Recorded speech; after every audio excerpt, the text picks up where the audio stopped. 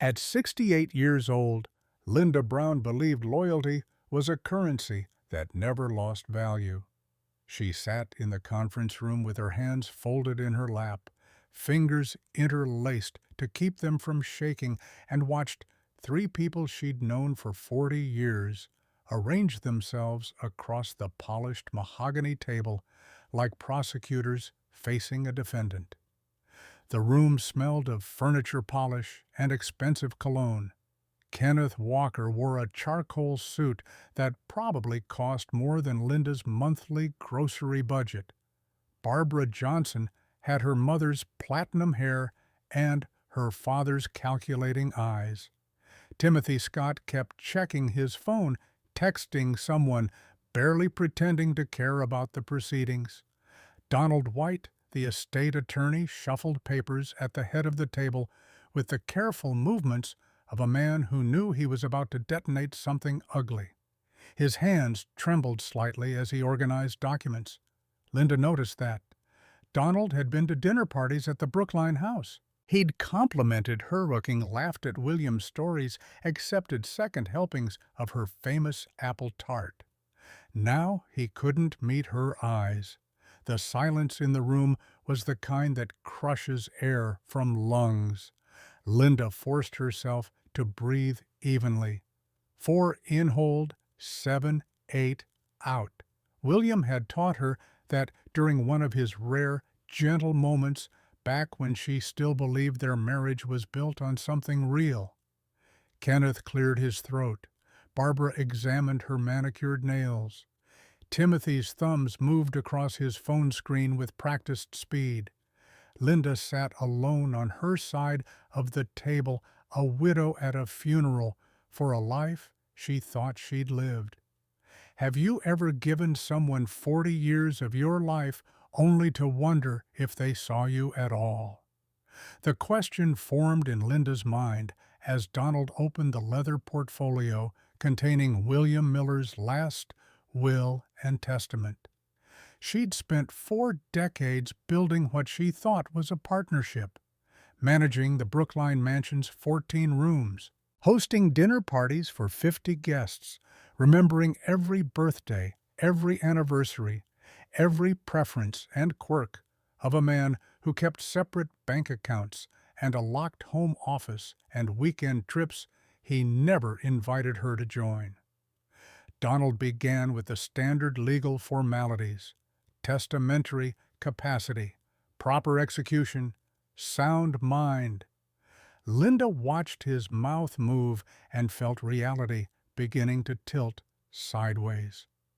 40 years earlier, in the summer of 1984, Linda had been 28 years old and working as a secretary at Morrison and Associates, a prestigious Boston law firm where partners wore custom suits and support staff knew their place. She'd been efficient, quiet, the kind of woman who made everything run smoothly without needing recognition or praise. Her desk sat outside William Miller's office. She brought him coffee at 9 sharp every morning. 2 sugars cream to the quarter-inch mark, heated to exactly 178 degrees. She learned his preferences quickly because that was what good secretaries did. William had been 45, then a widower 2 years past, losing his wife Carol to breast cancer. He commanded every room he entered. When he'd asked Linda to dinner 6 months into her employment, she'd been stunned enough to spill the coffee she was delivering. He'd smiled at her flustered apology. "You make the wait feel lighter, Linda. That's a rare gift." 6 months after that first dinner, he'd proposed over champagne at a restaurant where the waiters wore white gloves and the menu had no prices. Linda had said yes immediately, believing she'd found both security and love in one package. She'd grown up in a working-class family in Dorchester. Her father had driven a bus. Her mother had cleaned houses. The idea of marrying a prominent attorney, living in a mansion, never worrying about money again, it had felt like winning a lottery she hadn't known she'd entered. The wedding had been small, tasteful, expensive. William's 3 children had made their feelings clear from the beginning. Kenneth was 20 then, angry that his father had moved on so quickly after Carol's death. Barbara was 18 cold and assessing even at that age. Timothy was 16, confused and resentful, caught between childhood loyalty to his dead mother and adult pressure to accept his father's choices. Barbara had cornered Linda in the powder room during the reception. Her smile was sugar-coated glass.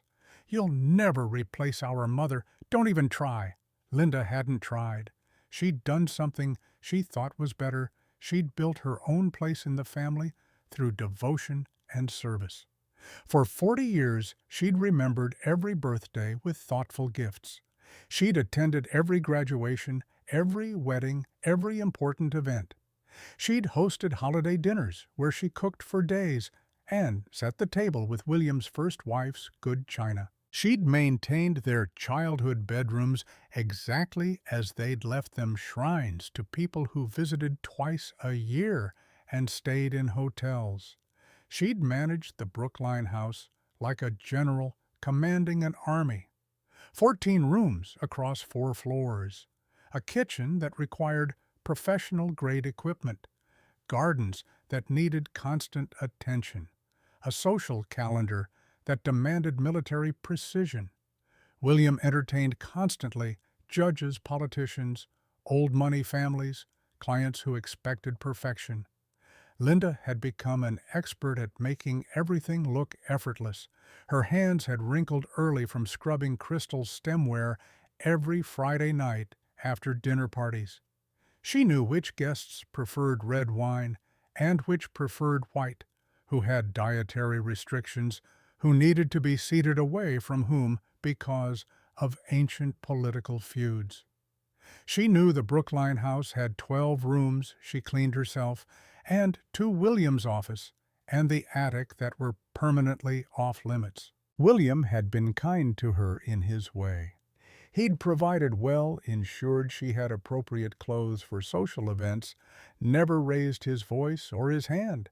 But there had always been distance, a part of himself he kept carefully separate. He'd traveled frequently for work, sometimes weeks at a time. When Linda had asked about finances once early in their marriage, he'd smiled and patted her hand like she was a child asking about adult matters. "Money management is my domain. Your domain is making this house a home, and you do it perfectly." She'd had a best friend once, Jennifer Williams, from her secretarial school days. They'd been close, shared apartments, dreams, struggles, but marriage had slowly eroded that friendship. Jennifer had stopped calling after the 3rd declined lunch invitation. Linda had watched her old life fade through unopened birthday cards. She never had time to acknowledge because William needed her to organize another fundraiser, another dinner party, another performance of The Gracious Wife. The conference room's air conditioning hummed. Donald White was still reading preamble. Kenneth shifted in his chair, impatient. Barbara's phone buzzed with a text she ignored. Timothy had stopped pretending to pay attention entirely. William Miller had died on a Tuesday morning in March, 3 months before what would have been his 85th birthday. Linda had found him when she brought his morning coffee at 7 sharp, a ritual they'd maintained for 14,600 mornings. The coffee was still hot when she'd realized he wasn't breathing. His reading glasses sat folded on the nightstand. The Wall Street Journal remained in its wrapper. He'd died in his sleep, the doctor confirmed later.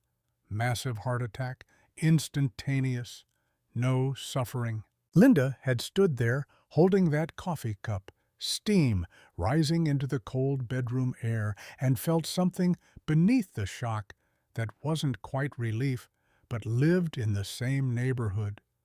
She'd pushed the thought away, immediately ashamed of it, but it had been there.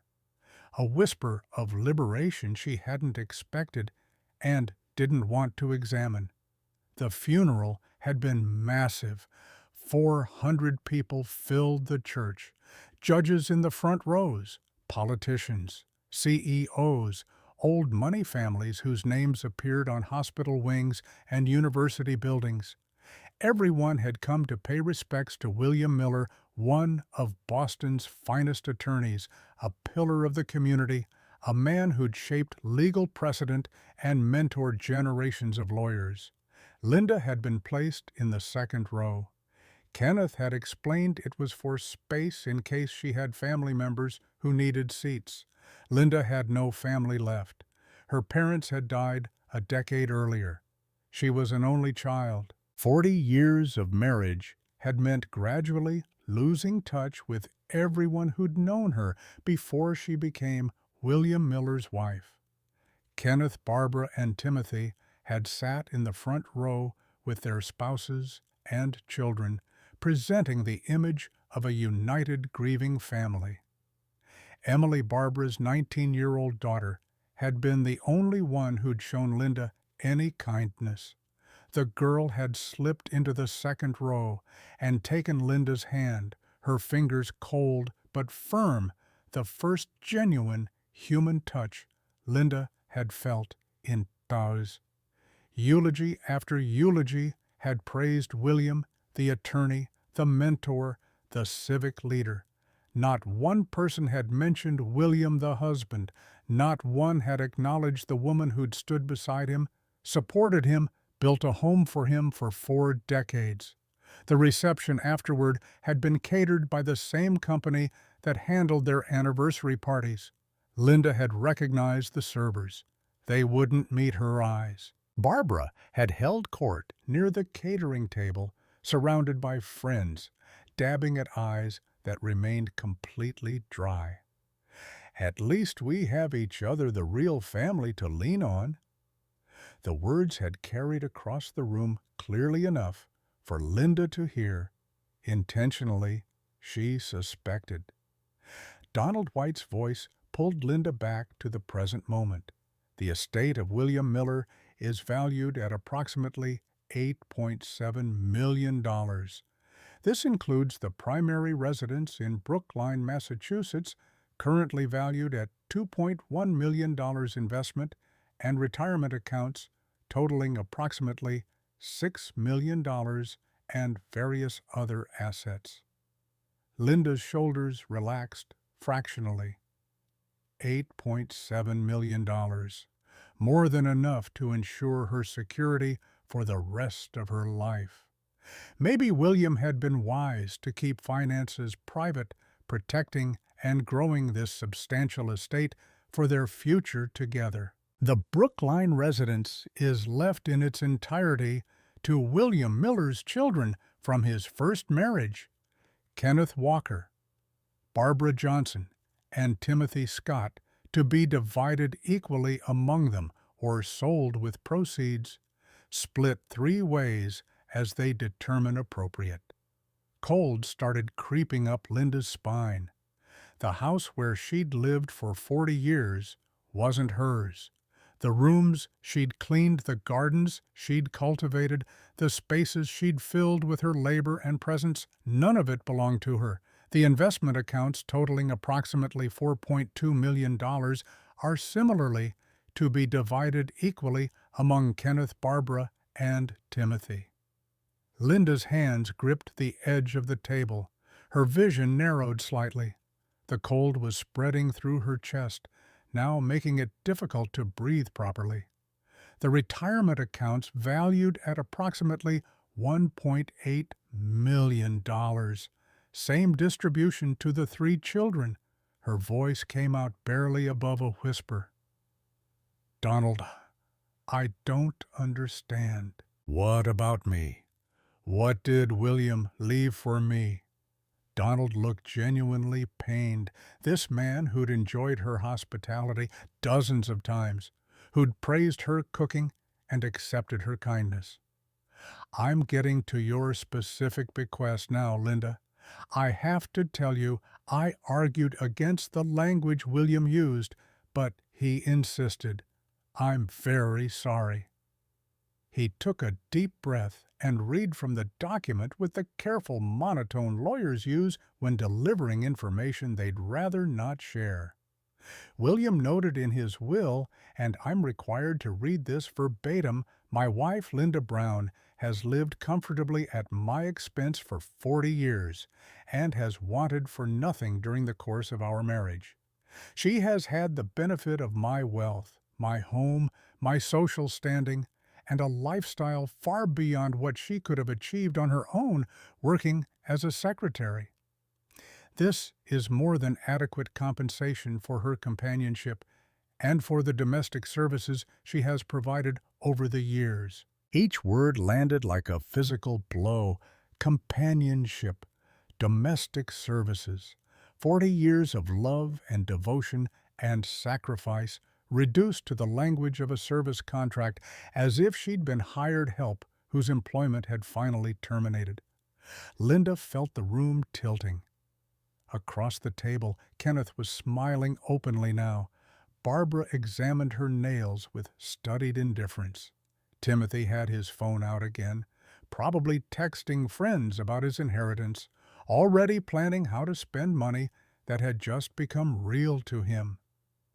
Donald continued, his voice heavy with something that might have been regret or might have been embarrassment at having to participate in this public humiliation. The will goes on to state, while I have appreciated Linda's presence in my home and her efficient management of domestic affairs, I believe my primary obligation and responsibility is to my children and my bloodline. They are my true legacy, the continuation of the Miller family name. Therefore, I leave to Linda Brown only the following one property I own located at 47 Oakwood Lane in the town of Milbrook, Massachusetts, along with all contents contained therein. Linda's mind struggled to process the words. A property she'd never heard of in a town she'd never visited. That was her inheritance after 40 years. This property is given to Linda with the express understanding that she will vacate the Brookline residence within 30 days of my death, as that property is needed by my rightful heirs for their use or disposition as they see fit.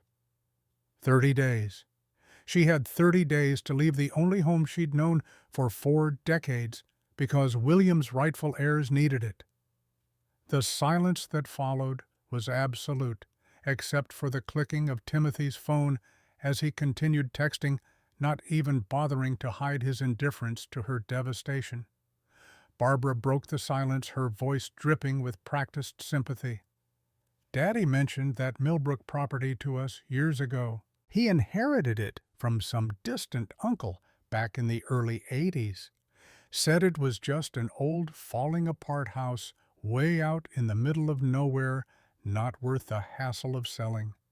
The property taxes were probably more than it was worth. She smiled at Linda with the kind of pity that feels like a slap.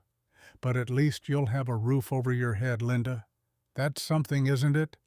Kenneth stood already moving past this inconvenient moment to practical matters.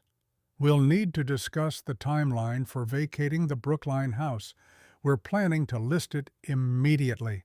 The market's very strong right now for that neighborhood. The sooner you can be out, the sooner we can get it staged and photographed for listing. Donald's voice took on a hint of steel. The will specifies 30 days. Linda is legally entitled to 30 full days to arrange her affairs and relocate. That's non-negotiable. Kenneth smoothed his tie. Of course. We're not unreasonable people, Donald. Take your full 30 days, Linda. We understand. This is a transition for you. Donald slid a brown envelope across the polished table. His hand trembled as he did so. This contains the deed to the Milbrook property, now transferred to your name. There's also a key and a handwritten note from William that he asked me to include with your bequest. Linda took the envelope with hands that didn't feel connected to her body anymore. Inside was an iron key, old and rusted, the kind that looked like it belonged in a historical museum. And there was a single sheet of William's expensive stationery with his familiar, precise handwriting. 47 Oakwood Lane, Milbrook, Massachusetts. Linda, this is yours now. Go there immediately. You'll understand everything once you arrive. I'm sorry I couldn't tell you before, but they were always watching, always listening, always looking for ways to challenge anything I tried to do. Trust me, one last time, my darling. All my love, always William. Trust me one last time. After he had just publicly declared her adequately compensated domestic help. After leaving her essentially homeless with nothing but an unknown property in a town nobody had heard of. After letting her spend 40 years thinking they were building a life together, only to reveal in death that she'd been nothing more than hired help whose contract had expired. Linda stood on legs that didn't feel quite steady. She picked up the brown envelope and walked toward the door without saying a word to Kenneth, Barbara, or Timothy. They'd already turned to each other, discussing the Brookline house, debating whether to renovate before selling or list it as is. Linda Donald called after her, his voice strained. If you need anything, if you have questions about any of this, please call me. I mean that. She nodded without turning around and walked out. She made it to her car in the parking garage before the tears finally came. Her 2014 Honda Civic sat between Kenneth's new BMW and Barbara's Mercedes. She locked the doors before letting herself break, because 40 years of training meant never showing weakness in public, never making scenes, never drawing attention to her own pain. She cried until her throat was raw, until the windows fogged completely, until she had nothing left inside except a hollowness that felt almost like peace in its terrible emptiness. The 30 days that followed were a lesson in calculated cruelty, delivered by people who'd perfected entitlement into an art form. Kenneth, Barbara, and Timothy came to the Brookline house nearly every day, bringing contractors, interior designers, real estate agents, walking through rooms with measuring tapes and paint swatches while Linda was still living there. They discussed knocking down walls, ripping out the kitchen Linda had carefully maintained, modernizing the gardens she'd spent decades cultivating. They never asked her to leave rooms when they toured. They simply acted as if she were invisible, a ghost haunting a house that no longer had anything to do with her. One morning, Linda was drinking coffee in the kitchen when Barbara walked through with an interior designer, not even glancing in her direction. We'll definitely open up this whole space. Barbara gestured broadly at walls that held 40 years of Linda's carefully curated family photographs. Knock out this wall, create a huge open-concept kitchen dining living area. That's what sells now. Buyers want flow. Another afternoon, a real estate agent toured the house while Linda sat reading in the living room. The agent and Kenneth stood perhaps 3 feet from her chair, discussing staging strategies and comparable property values, as if Linda were a piece of furniture that came with the house, something they'd remove before the first showing. The gardens are significantly overgrown, the agent noted, looking through the window at beds Linda had planted and maintained for 40 years.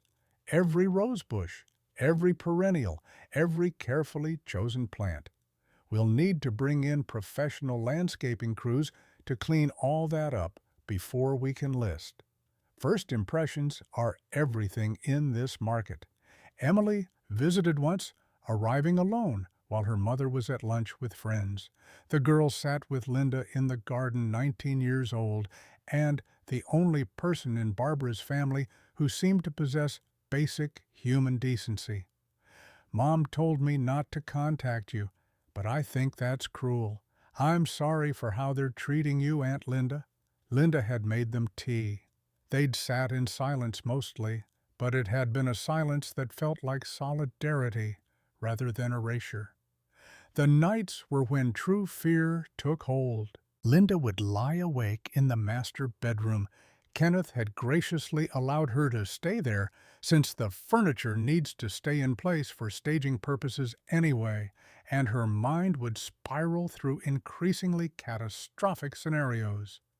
She was 68 years old, no job, no career, no recent work experience that would mean anything to potential employers. The last time she'd worked had been 1984, 40 years ago, as a secretary using typewriters and carbon paper. Who would hire her now? What could she possibly do? The Milbrook property was almost certainly worthless, exactly as Barbara had described. Maybe she could sell it for $50,000 or $60,000 if she was extremely lucky. That might last 3 or 4 years if she was incredibly frugal. And then, what 72 years old and destitute, dependent on charity or government assistance, living in subsidized housing for the elderly poor? Some nights, the fear was so overwhelming, Linda couldn't breathe properly. Her chest felt like someone was placing bricks on it one by one, slowly crushing her. She'd get up and pace the bedroom in the dark, counting breaths the way William had taught her, trying desperately to calm the panic that threatened to consume her completely. Other nights the fear transformed into rage, so intense it surprised her. How dare William do this to her? How dare he let her spend 40 years thinking they were partners building a life together, believing she was secure, only to reveal in death that she'd been nothing more than paid help? How dare he choose his entitled, selfish children over the woman who'd devoted her entire adult life to him? But rage required energy. Linda was rapidly depleting. Maintaining anger is exhausting when you're simultaneously terrified about where you'll sleep a month from now. On day 28, Linda was standing at the kitchen sink when she overheard Kenneth and Barbara talking in the dining room. They either didn't know she could hear them or didn't care. "I honestly cannot believe Father left her anything at all." Barbara's voice carried clearly through the open doorway. "That Milbrook property is probably worth $50,000 at most. He should have left her absolutely nothing. She was basically just hired help who happened to have a marriage certificate." Kenneth's response was quieter, but equally cruel. 40 years is a long time to string someone along, even if she was essentially just domestic staff. The Milbrook place was his way of easing his conscience without actually reducing what we got. Smart, really. Barbara laughed. "Well, she should be grateful we're being so civilized about this transition. Most women her age with absolutely no skills and no family would end up in homeless shelters. At least she'll be able to sell that dump and have a little nest egg for a few years before she runs out of options." They actually laughed together. The casual cruelty of people who'd never struggled for anything, who'd never worried about having a roof over their heads or food to eat.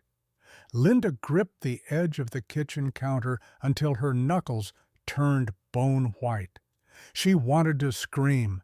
She wanted to throw something. She wanted to march into that dining room and tell them exactly what she thought of their entitlement and their cruelty and their complete lack of basic human decency. But she didn't. because 40 years of training had taught her to swallow her voice, to avoid confrontation, to be the gracious woman who never made scenes. The conditioning held even now, even after losing everything. On her final morning in the Brookline house, Linda woke early and walked through each room one last time. She'd expected to feel profound sadness, to be overwhelmed by 40 years of memories stored in these walls. Instead, she felt almost nothing. The master bedroom where she'd slept beside William for 4 decades was just 4 walls, a window, facing east, furniture that had never truly been hers. The guest bedrooms she'd maintained like shrines for children who visited twice yearly. The living room where she'd played hostess to people who'd barely seen her. The kitchen where she'd cooked thousands of meals that went largely unacknowledged. The only place that hurt was the garden. Standing among the roses she'd planted that first optimistic spring of 1984, the herb garden she'd created because she loved cooking and nurturing growing things, the perennial beds she'd designed to bloom in sequence from March through November. This was the only space in 40 years that had felt authentically hers, and now it would belong to strangers who'd never know the woman who'd created it. At noon, she loaded her car. 3 suitcases of clothes she'd thrown away, most of what she owned, because what was the point of keeping it? These had been the clothes William wanted her to wear, the persona he'd wanted her to project. 2 boxes of truly personal items. Photographs from before her marriage showing her parents and her younger self. Letters her mother had written over the years. A few books that had belonged to her grandmother. The wedding photo she'd taken from the mantel, despite Kenneth's protest that it was technically house property. 40 years of life reduced to 3 suitcases and 2 boxes. Her Honda sat lower than usual, 10 years of wear, plus the weight of an entire existence compressed into objects small enough to fit in a trunk. Kenneth arrived at 12:30 early and clearly eager for her to be gone. "Movers will be here at 2. I'll supervise everything and drop the house keys at Donald's office this afternoon." Linda heard herself speak, her voice quiet, but carrying a weight she hadn't known she possessed.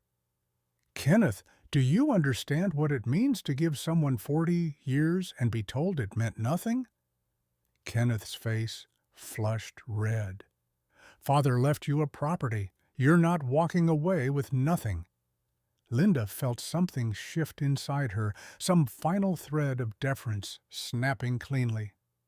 "Your father left me a mystery, a house I've never seen in a town I've never heard of.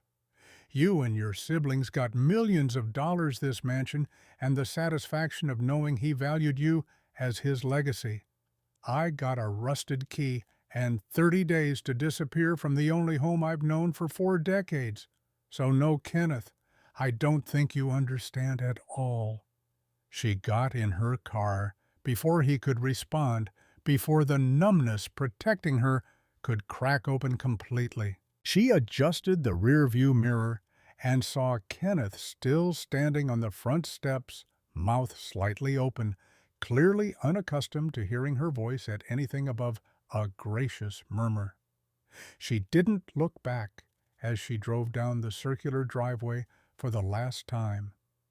Linda stopped once for gas and coffee at a rest stop outside Worcester. The coffee tasted like dishwater, but she drank it anyway because she'd learned over 40 years to swallow worse things than bad coffee. The brown envelope sat on the passenger seat next to her purse. Her GPS showed the destination she'd entered, Milbrook, MA. 2 hours, 14 minutes to a completely unknown future. She merged back onto the highway, heading west through Massachusetts. Late April afternoon, the kind of spring day that makes promises about new beginnings and fresh starts. Linda didn't believe in promises anymore. She believed in the reality of having 3 suitcases, 2 boxes, and a rusted iron key that supposedly opened a door to something William had called sanctuary. Whatever she found at 47 Oakwood Lane, shelter or ruin value or worthlessness, she would survive it.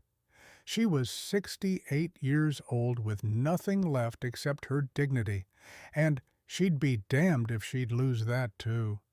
Because sometimes Linda was beginning to understand having absolutely nothing left becomes its own peculiar form of freedom.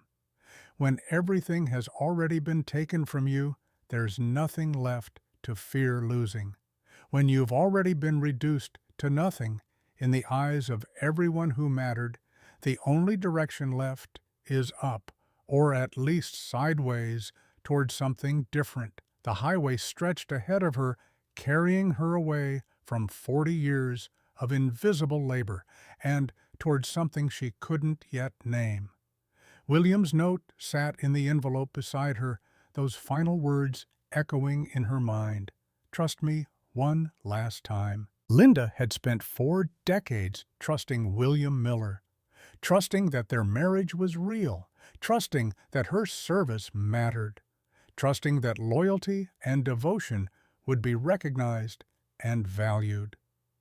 Every single trust had proven to be built on sand foundations that crumbled the moment his death removed the performance he'd been maintaining. But she had no choice except to trust one more time, because the alternative was turning around and going where? Back to Brookline, where she had no home, to friends she'd lost decades ago, to a family that no longer existed. So Linda drove west with a rusted key and a handwritten address toward a town called Milbrook, and a property worth maybe $50,000 if she was lucky, and she tried very hard not to think about what came after that. The forests grew thicker as she left the Boston suburbs behind. Trees that had been there for centuries, indifferent to human drama, indifferent to one woman's journey from everything to nothing. The GPS counted down the miles. 1 hour remaining, 45 minutes, 30. Linda's hands gripped the steering wheel tighter than necessary. Whatever waited at the end of this drive, she would face it. She'd survived 40 years of erasure. She could survive 30 days to figure out what came next. She could survive being 68 and starting over from absolute zero.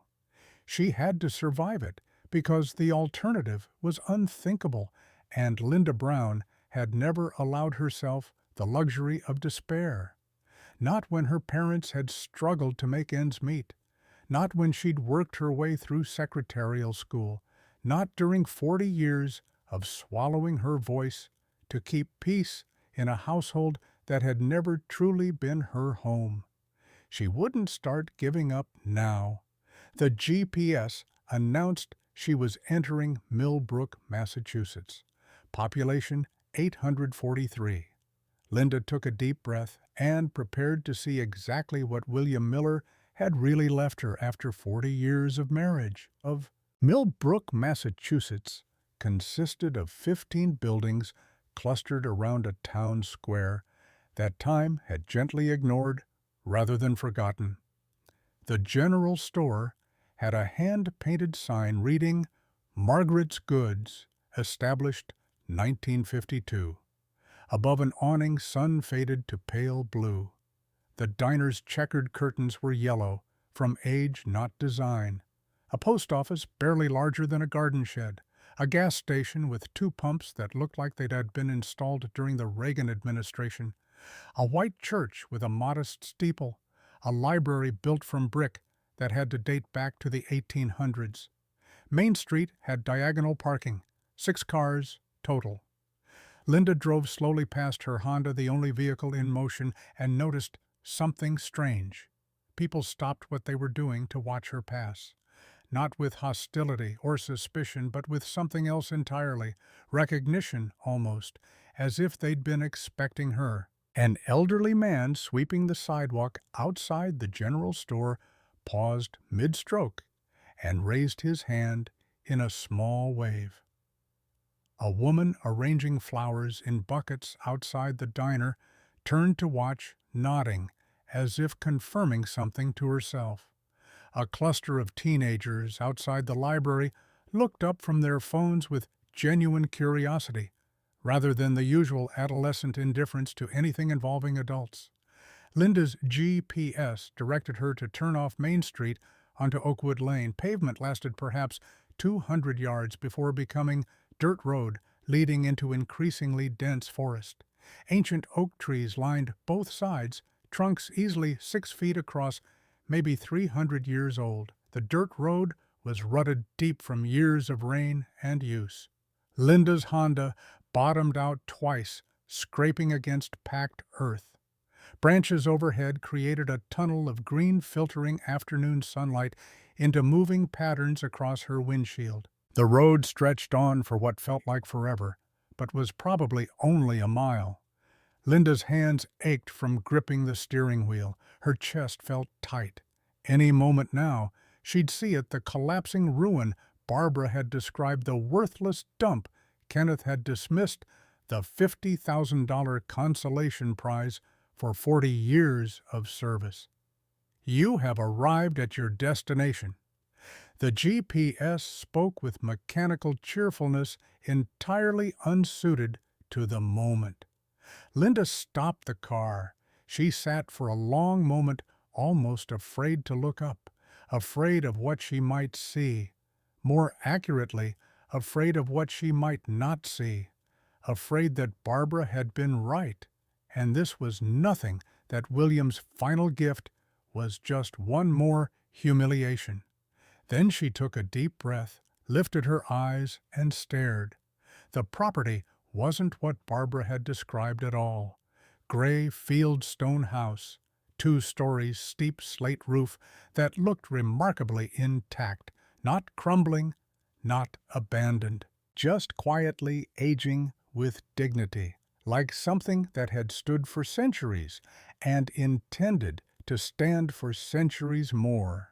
White wooden trim framed leaded glass windows that caught the afternoon light. A heavy oak door under a small covered entry with carved wooden supports showing craftsmanship from an era when such things mattered. Ivy grew up portions of the stone walls, but deliberately trained not wild neglect, decorative rather than destructive. The grounds immediately surrounding the house were overgrown, but not destroyed. Linda could see the original design beneath the years of minimal maintenance. Stone pathways now grass-covered in spots, but still visible. Rose beds blooming wild, but still in organized rows. What looked like a former kitchen garden, now a tangle of herbs and wildflowers that somehow maintained structure beneath the chaos. A stone fountain, dry but still elegant, standing in what had obviously been a formal garden. Wild, yes, overgrown, certainly, but also beautiful in the way forgotten things sometimes are when time treats them gently instead of violently.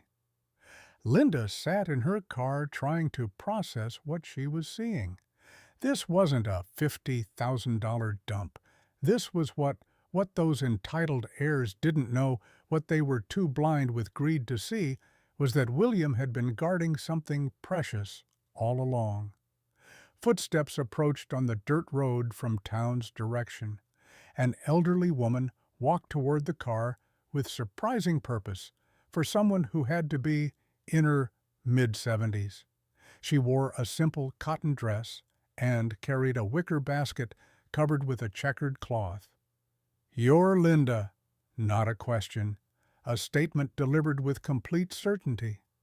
Linda climbed out of the car on legs that felt unsteady. Yes. How did you know? We've been waiting for you. The woman said it like it was the most natural thing in the world. William told us you'd come eventually after he passed. Said to watch for a woman named Linda driving an older Honda.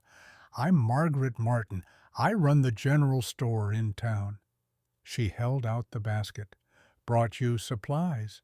Bread, eggs, milk, coffee, cheese, butter. Figured you might need food. The house has been maintained, but there's nothing stocked in the kitchen. Linda took the basket automatically, her mind struggling to catch up with reality shifting beneath her feet. William told you when he never mentioned this place once in 40 years of marriage. Margaret's expression softened into something that looked like understanding mixed with pity. William came here regularly for 40 years, dear. Once a month at the very least, sometimes more frequent. He maintained the house, took care of the property as best he could, spent time here. He told us that when he died, his wife Linda would inherit this place. Said you wouldn't know about it beforehand because he'd kept it secret for your protection. Linda felt the ground tilt again, more dramatically this time. Protection from what? From them, I imagine? Margaret started walking toward the house, gesturing for Linda to follow.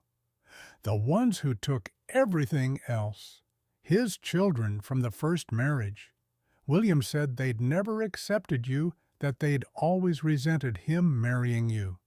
Said if they knew about this property, they'd find legal ways to claim it. So he hid it from everyone, even you, until his death would make the inheritance final and unchangeable by any court. Linda followed Margaret up a stone pathway toward the front door, her mind reeling. Every weekend trip William had taken, every monthly disappearance he'd explained as work travel or visiting his children or needing time to decompress. He'd been coming here, to a house he'd never once mentioned, to an entire secret life. Margaret used the rusted iron key from Linda's envelope. It turned smoothly despite its aged appearance. The heavy oak door swung open with barely a sound. Welcome to your sanctuary. Margaret stepped aside so Linda could enter first. That's what William called it, the sanctuary. Welcome home, Linda. Linda stepped across the threshold and felt her entire understanding of reality shift like tectonic plates rearranging continents. The interior was beautiful. Wide plank wood floors glowing with decades of careful maintenance, a massive stone fireplace taking up one entire wall, its mantel carved from a single piece of oak that must have weighed half a ton. Comfortable leather sofa, worn but quality. Several chairs positioned to catch window light, built-in bookshelves floor to ceiling filled with leather-bound volumes, hand-woven rugs in muted colors, gray soft blues cream, leaded glass windows creating patterns of filtered forest light that danced across the floors, and everywhere covering every available surface arranged on shelves, standing on tables, lining the mantel, framed photographs. Photographs of Linda on their wedding day, 28 years old, radiant in her cream suit, so full of hope it hurt to look at now. Linda in the Brookline garden, kneeling in soil dirt on her hands, genuine joy on her face, from a moment she'd completely forgotten. Linda laughing at something off camera, caught in a moment of unguarded happiness. Linda reading in a chair, afternoon sunlight catching her hair. Linda sleeping peacefully on what looked like the porch of this very house. Linda at different ages, in different seasons, in different unguarded moments throughout their 40-year marriage. All of them carefully photographed, beautifully framed, displayed like a private museum dedicated to her. One photo showed Linda at maybe 35, holding tomatoes from her garden, wearing a sundress she'd forgotten she ever owned. Another caught her reading by a window, completely absorbed in a book, unaware she was being observed and documented. Dozens more. 50 years of Linda's life captured with quiet devotion. He loved you very much. Margaret's voice came softly from behind her. Anyone who saw this place knew that immediately. This was his shrine to you, his secret place where he could remember who he really was beneath all the expectations and performance of his Boston life. Linda's eyes filled with tears for the first time since William had died. She'd been too shocked at the funeral, too numb during the will reading, too terrified during the 30 days of being systematically erased from her own home. But here, surrounded by overwhelming evidence that William had treasured her, that he'd built an entire sanctuary dedicated to their life together, she finally broke. Margaret let her cry for several minutes without speaking, then gently guided her to sit on the leather sofa. "Let me show you the rest, will you? Then I'll leave you to rest and process everything. But first, you need to see it all. You need to understand what William really left you." The kitchen was a blend of old and new. An antique wood stove sitting alongside modern appliances, copper pots hanging from racks, a deep farmhouse sink, open shelving displaying beautiful hand-painted pottery, each piece slightly different, clearly expensive. The dishes were patterns Linda had never seen before, chosen by William for a life he'd built without her knowledge. The dining room held a long oak table that could seat 12, though it was clearly rarely used for that purpose. No scratches, no wear patterns from regular meals. Upstairs were 3 bedrooms each, simply but comfortably furnished. The master bedroom had another fireplace and windows overlooking the forest. And more photographs of Linda. Dozens more.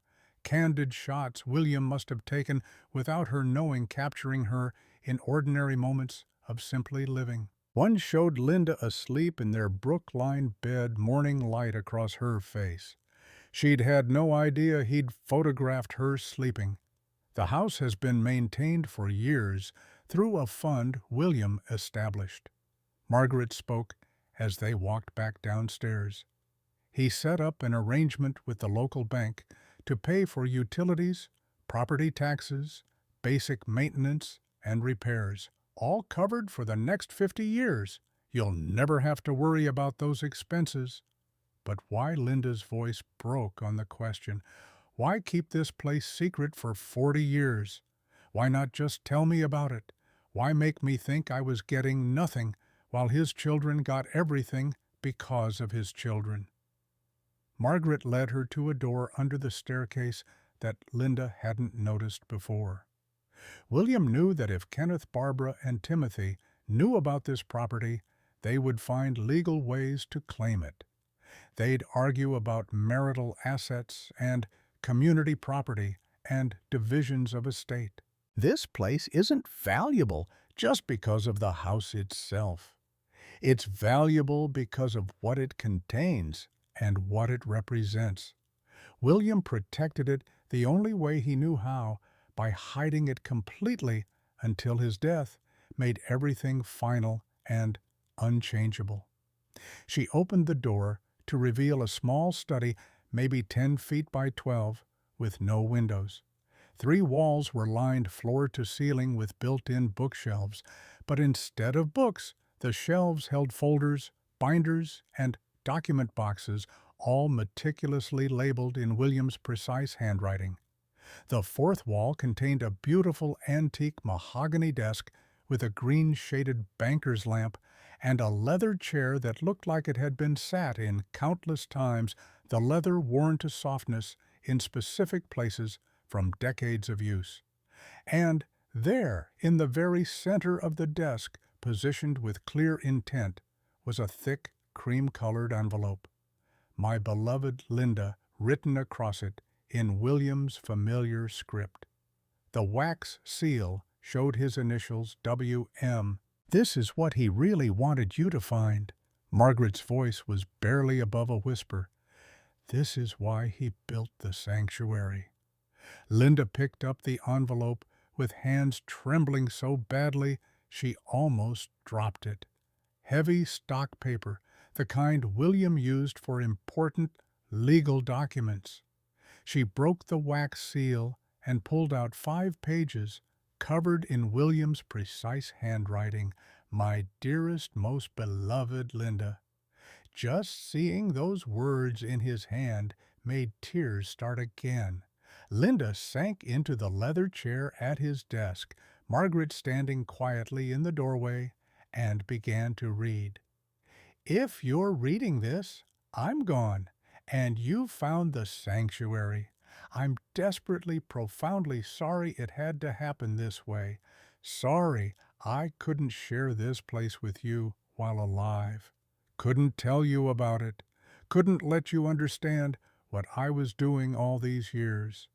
But Kenneth, Barbara, and Timothy were always watching, always waiting for any excuse to challenge my decisions, any opportunity to claim what they believed was rightfully theirs.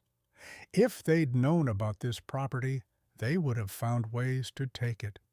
Lawyers can always find ways, as I unfortunately know too well from 5 decades of practice. So I hid it. For 40 years I hid it and protected it and prepared it for you. I inherited this house from my Uncle Thomas Miller in June 1984, 3 months after our wedding. Thomas was a bachelor, a quiet historian who lived simply despite considerable wealth. He left me this house with one instruction in his will: protect this place for someone you love more than life itself. It deserves to shelter love, not greed. For 40 years I've been protecting it for you. Linda, I know what my will said. I know how those words must have hurt you sitting in Donald's office, hearing yourself described as adequately compensated domestic help. Please, please understand, I wrote it that way deliberately, with calculation and purpose, because I knew Kenneth, Barbara, and Timothy would read every word looking for ways to challenge anything that went to you. I gave them exactly what they wanted: the visible wealth, obvious assets, things they could brag about to their friends, display as proof of their inheritance. I gave them the Brookline mansion, actually mortgaged heavily. Will cost them hundreds of thousands in property taxes, maintenance, and historical preservation requirements. I carefully built into the deed years ago. I gave them investment accounts, locked in complex trusts, requiring continuous employment and passing annual character evaluations, conducted by a trustee who takes ethics extremely seriously. I gave them exactly enough rope to hang themselves financially while thinking they'd won everything. But you, my most beloved Linda, I gave you everything that actually matters. This house sits on 247 acres of protected woodland. I had the property assessed last year. It's worth approximately $2 million to conservation groups who have already expressed serious interest in purchasing it, though the decision to sell or keep is entirely yours. The house itself is worth another $800,000 as a historical structure, but more importantly than any monetary value, I gave you freedom. The trust fund I established will cover all property expenses, utilities, taxes, maintenance, insurance for 50 years. You will never have to worry about money for this place, never have to fear losing it. The deed is in your name only, has been since 1984, established as a gift completely separate from our marriage. It's legally untouchable by anyone else, as my attorneys will confirm if it's ever challenged. There's more. The filing cabinets in this study contain documents I accumulated over 40 years of legal practice, information about powerful families, influential people, those who thought their secrets were safely buried. I never used this information that would have been unethical and wrong, but I kept it carefully documented and organized because information is insurance. If Kenneth, Barbara, or Timothy ever discover this property and try to challenge your ownership, if they ever try to make your life difficult, or claim you somehow manipulated me, you have the means to protect yourself. The files labeled with their names contain documentation of financial dealings and personal matters they'd very much prefer stayed private. Use it only if you must, but know that it's there. Finally, and most importantly, every single photograph in this house was taken with love. Every moment I spent here was spent thinking of you, missing you, wishing I could bring you here, but knowing I couldn't risk it until after my death made everything secure. You were the best part of my life, Linda. The only pure, good, real thing in a life otherwise full of performance and obligation and maintaining appearances. I'm sorry, I was too much of a coward to stand up to my children's judgment. Sorry I prioritized keeping peace over publicly defending the woman I loved. Sorry I made you feel second best when you were always, always first in my heart. I failed you in life by being weak.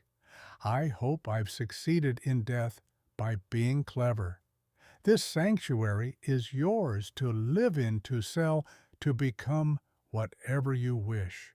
But know it was created from love, protected by love, and given to you with more love than I ever managed to express while breathing. You deserved someone braver than me. You deserved someone strong enough to choose you over avoiding conflict. But I gave you what I could this place, this protection, this proof that you were cherished, even when I was too weak to show it publicly. Forever and always yours, William. Linda read the letter 3 times. Each reading revealed new layers, new meanings she'd missed before. When she finally looked up, Margaret was still standing in the doorway, patient and kind, giving her space to absorb everything. He was a complicated man. Margaret spoke quietly. Flawed, certainly, weak in some ways, but his love for you was never complicated. That was the one thing he was absolutely certain about. Linda carefully folded the letter and set it on William's desk. Then she turned to the filing cabinets. The first one held exactly what William described, property deeds showing her sole ownership since June 15, 1984, exactly 3 months and 2 days after their wedding. William had moved fast.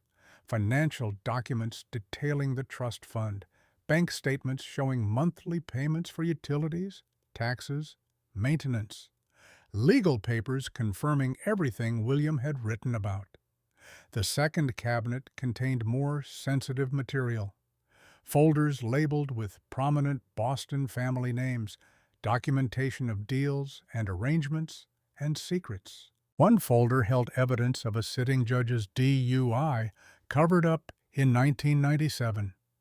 Another contained proof of campaign finance violations from a state senator. William hadn't been exaggerating. He really had documented everything, maintaining an insurance policy he'd hoped never to use. The third cabinet made Linda catch her breath. A thick folder labeled Kenneth Walker, Barbara Johnson, Timothy Scott, Trust, Documents, and Personal Records. She pulled it out with shaking hands and sat at William's desk to read. What she found was devastating in its thoroughness and brilliant in its execution. Kenneth's $2.8 million in investment accounts could only be accessed in $100,000 annual increments, and only if he maintained continuous employment verified by tax returns and past annual character evaluations conducted by retired Judge Morrison, a man William had chosen specifically because Morrison was known for taking ethics extremely seriously. The trust document specified Kenneth must maintain gainful employment in good standing. But Kenneth had been fired from 3 law firms for ethics violations over the years. Getting past Morrison's character evaluations would be nearly impossible. Barbara's trust had similar restrictions, plus additional requirements to maintain stable family relationships. Given Barbara's 3 divorces, the last one particularly ugly, and the fact she hadn't spoken to her own daughter Emily in 2 years, except through lawyers satisfying this clause, would be nearly impossible. Timothy's inheritance was structured as a business investment trust, requiring his active hands-on personal management. If he didn't personally run the investments, they automatically dissolved and were donated to charity. Timothy had never successfully managed anything in his life. His last business venture had lost $400,000 in 8 months before William had quietly bailed him out to avoid family scandal. The Brookline mansion had historic preservation easements William had placed on it years ago. Any sale required months of committee reviews, environmental impact studies, neighborhood approval processes. Plus, the house was heavily mortgaged. William had taken out a loan of $780,000 at 6.5% interest 2 years ago. Monthly payments alone would be nearly $5,000. Property taxes, another $18,000 annually. Maintenance, insurance, utilities on a historic property that size. Keeping the house would drain them. Selling would take minimum 18 months, given the preservation requirements. William had given his children exactly what they wanted in exactly the way that would make them utterly miserable. And he'd given Linda freedom, security, and peace. Linda started laughing. She couldn't help it. After months of shock and grief and humiliation and terror, she sat in William's chair in this secret house and laughed until her sides ached. Until Margaret started laughing too. Both of them understanding the brilliant, patient, perfectly legal revenge William had orchestrated from beyond death.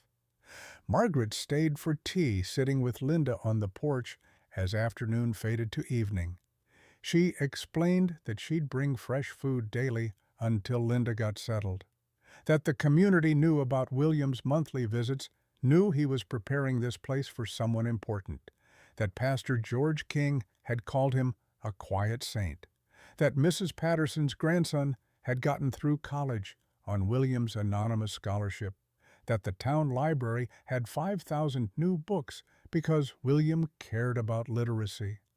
William had lived a completely different life here, generous where he'd been withholding in Boston, engaged where he'd been distant, kind in tangible ways where he'd been cold at home. Here, he'd been the man he wanted to be instead of the man his Boston obligations forced him to become. He talked about you constantly. Margaret sipped her tea, looking out at the forest. Every visit he'd stop by the store and we'd chat. Always asked if I thought the house was suitable for his Linda, if there was anything more that should be done to prepare it. He'd show me photos on his phone, tell stories. Said you were the only person who'd ever loved him for himself, not for what he could provide or achieve. Said keeping you secret from his children was the hardest and most important thing he'd ever done. Linda spent the first 2 weeks in a daze, trying to process the complete inversion of everything she'd thought was true. The house was comfortable, peaceful, isolated in the best possible way. Everything functioned perfectly. Margaret brought fresh vegetables, homemade bread, local honey. Gradually, she introduced Linda to other Milbrook residents. Pastor George King stopped by one afternoon. William funded our complete roof replacement 3 years ago. Wouldn't let us put up a plaque or acknowledge the donation publicly. Just said a church needs a sound roof to shelter its congregation. The work had cost $180,000. George showed Linda the anonymous check stub William had kept dated March 2021. Mrs. Patterson visited with a photo of her grandson Andrew, now 28, a civil engineer in Springfield, married with a baby on the way. He paid for Andrew's entire college tuition through an anonymous scholarship. Changed that boy's life. First person in our family to get a degree. Sarah, the young librarian, brought Linda a library card and an invitation to join their book group. When the town budget got cut and we were going to close, William bought us 5,000 new books, showed up with a check for $47,000, said a town without books isn't really a town at all. They'd installed one dedication plaque William had allowed in honor of a friend who believed in stories. 2 weeks after Linda arrived in Milbrook, her phone rang. Donald White's name appeared on the screen. "Linda, I hope you're settling in well. I wanted to give you a heads up. Kenneth called me yesterday. He's retained attorneys to challenge the will." Linda's stomach dropped, but her voice stayed calm. "On what grounds? He's arguing the Milbrook property should be considered a marital asset subject to division. Claims William deliberately undervalued it in the will.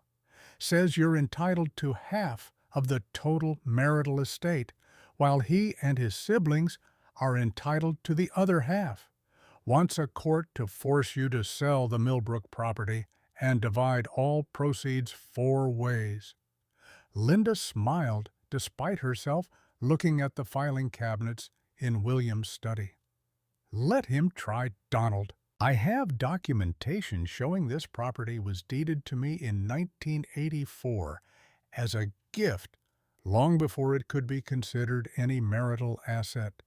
William set it up very carefully. I know."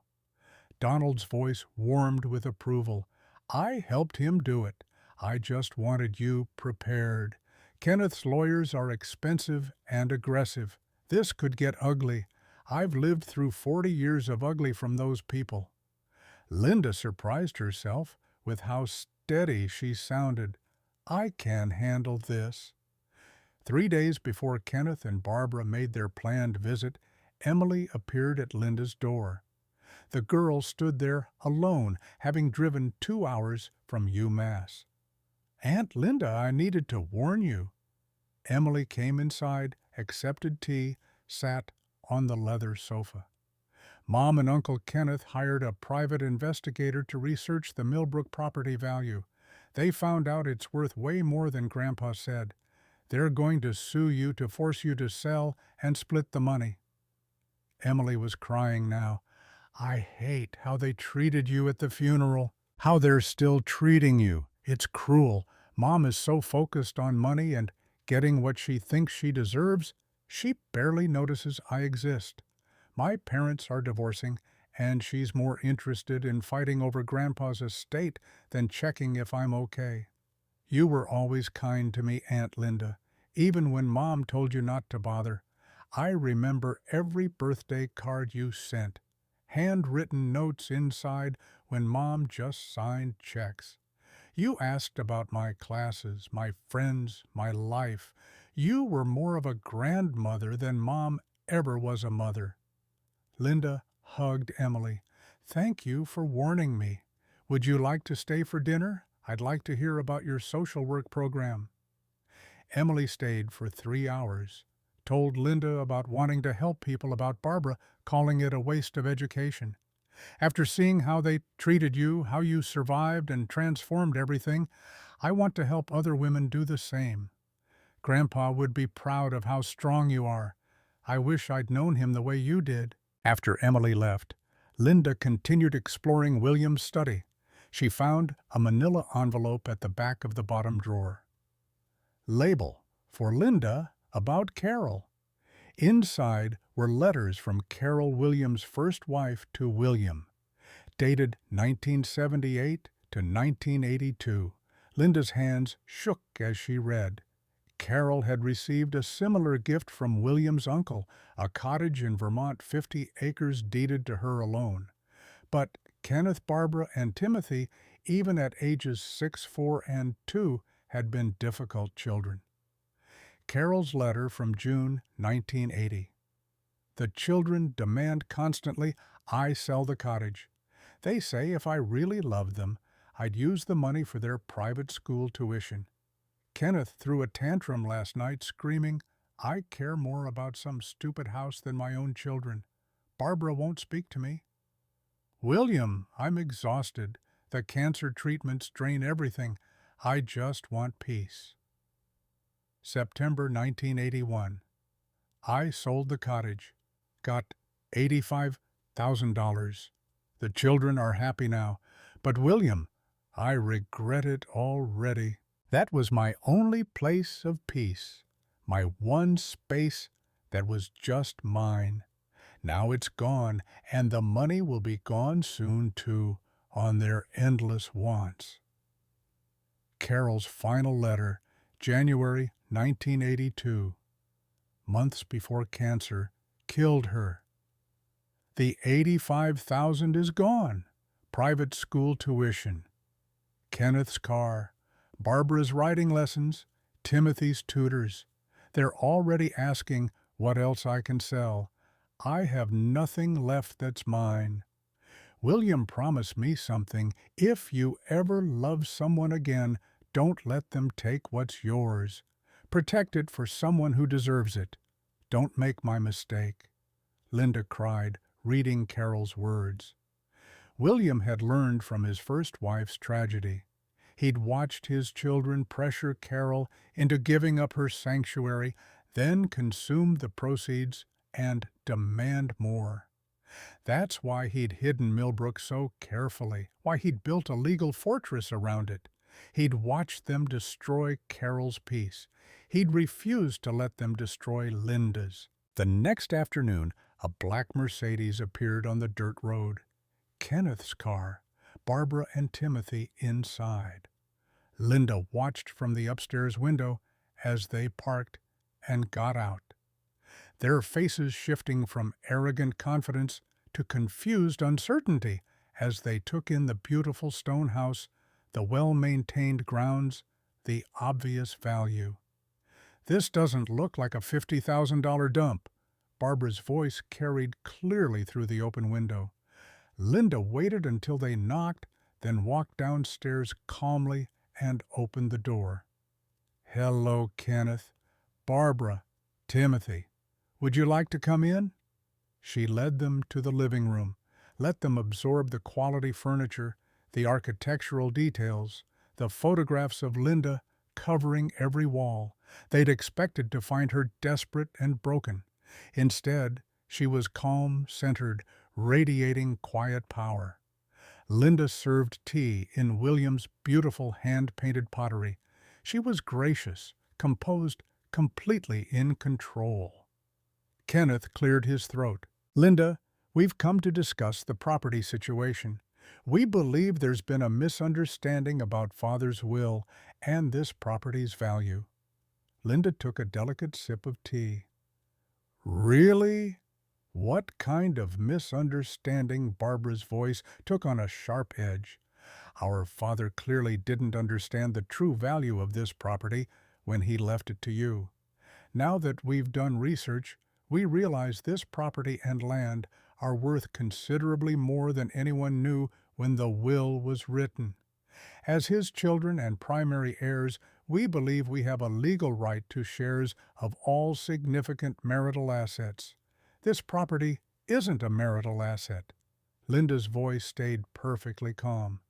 "It was deeded to me in 1984 as a gift from your father, completely separate from our marriage.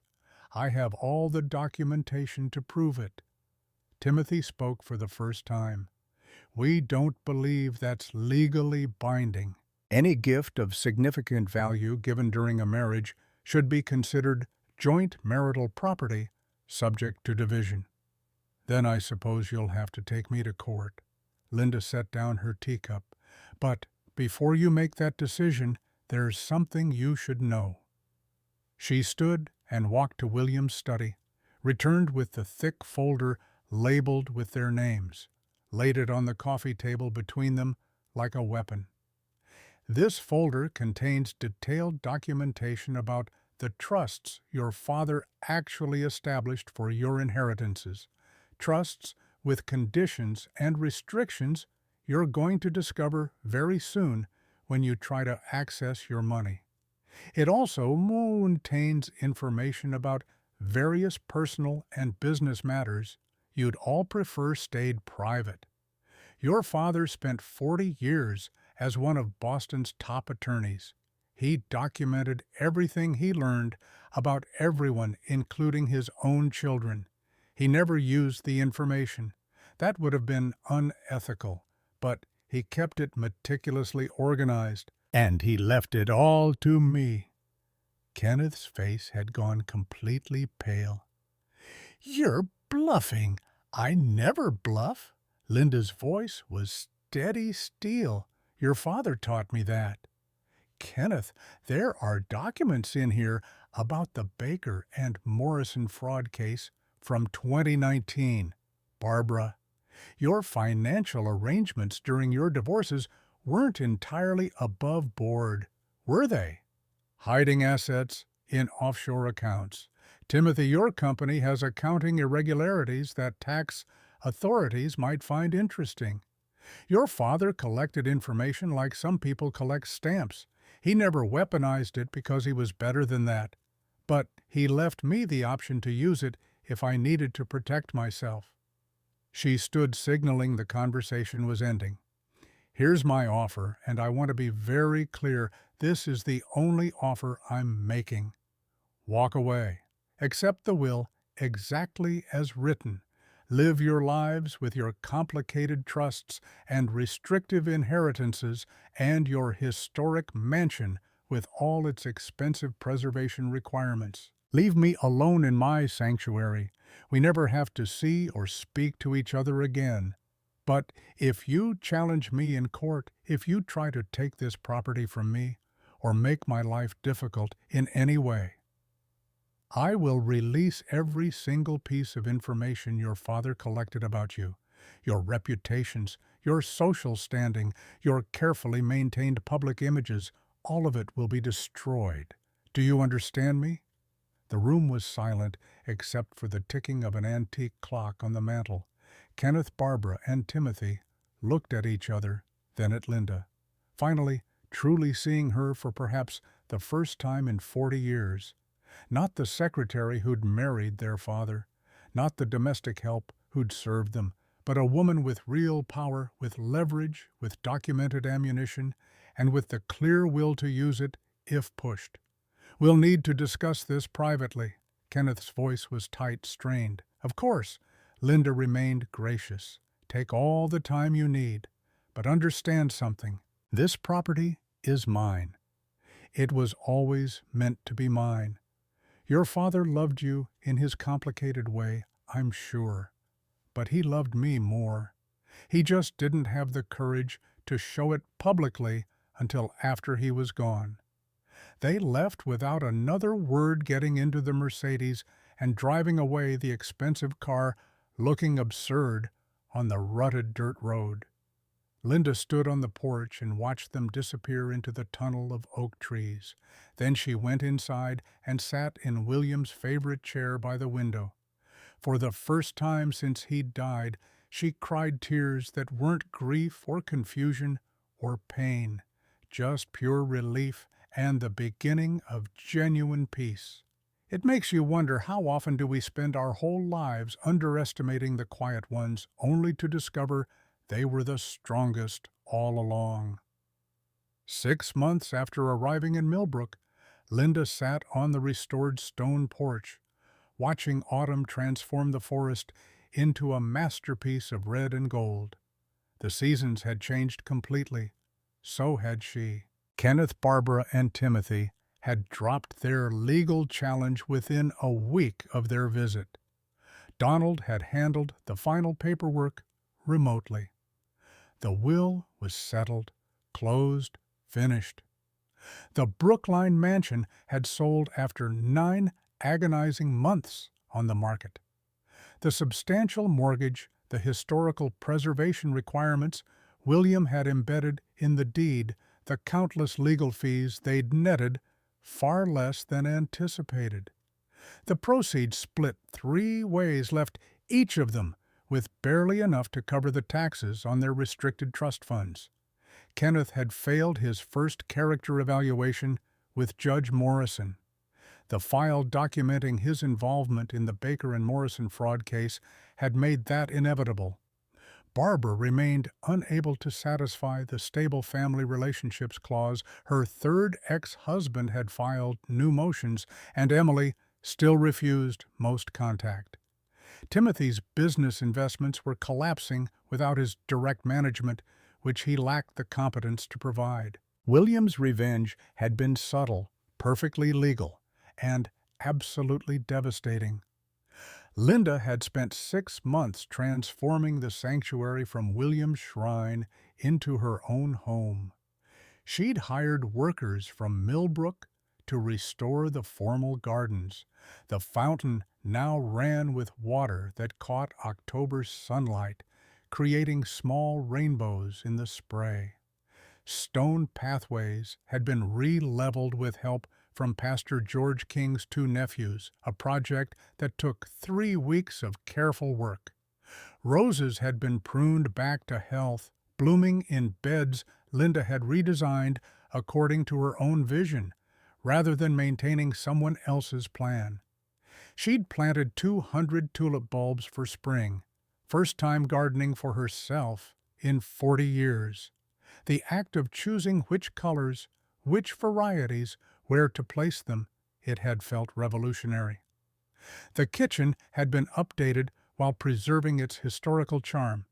New appliances installed, but the antique wood stove remained as a beautiful anachronism. She'd repainted cabinets a soft cream color that made the space feel larger, added open shelving displaying pottery she'd chosen herself at an estate sale in the next town over.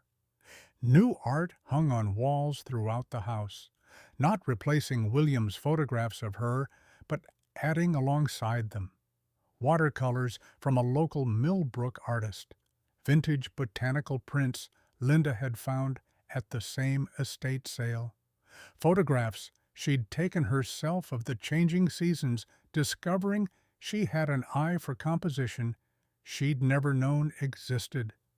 The bookshelves now held books she actually wanted to read, mysteries by authors she discovered she loved, memoirs from women who'd rebuilt their lives, gardening guides, poetry collections, not the legal texts and dense historical volumes William had favored.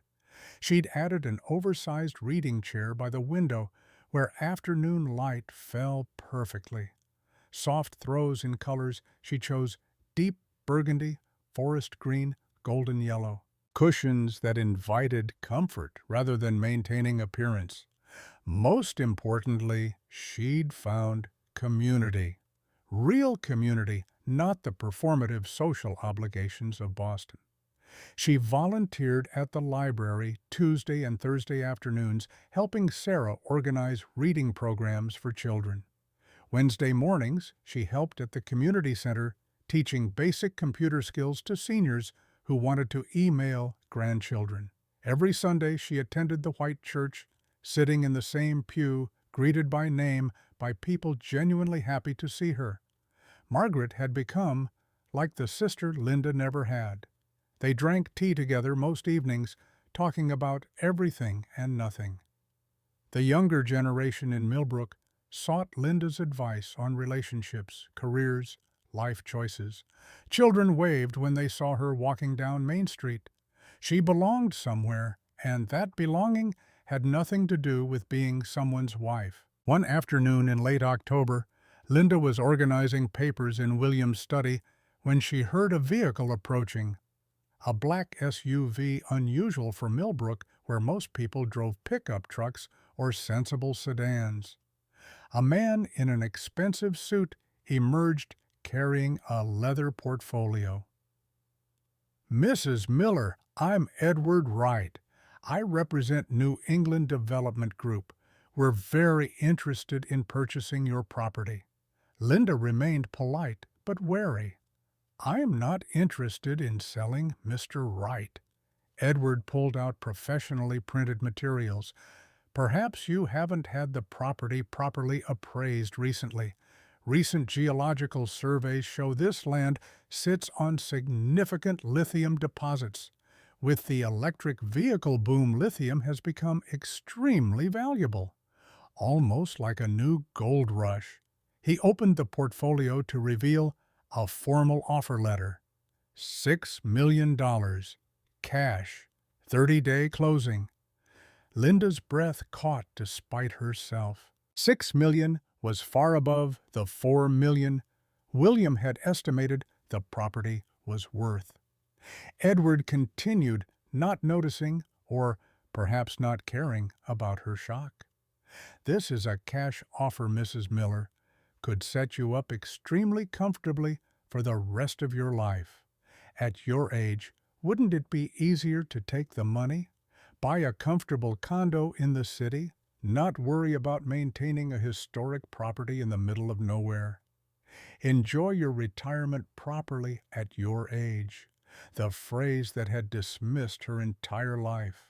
The words people used when they thought you were too old to matter, too old to have dreams or plans or purpose. Linda stood. "I appreciate your offer, Mr. Wright, but this property isn't for sale. Not for $6 million, not for any amount." Edward clearly wasn't accustomed to being refused. "Mrs. Miller, be reasonable. This is more money than most people see in a lifetime. You could do anything you want with $6 million. I'm already doing what I want, Mr. Wright. And it doesn't involve selling my home. Please leave." After he drove away, Linda sat in William's study, thinking. $6 million would have meant ultimate financial security. More money than she could spend in 3 lifetimes. But she already had security. William had ensured that through the trust fund covering all property expenses. What she had here was worth more than money. Purpose, community, peace, freedom to be herself. Those things had no price tag.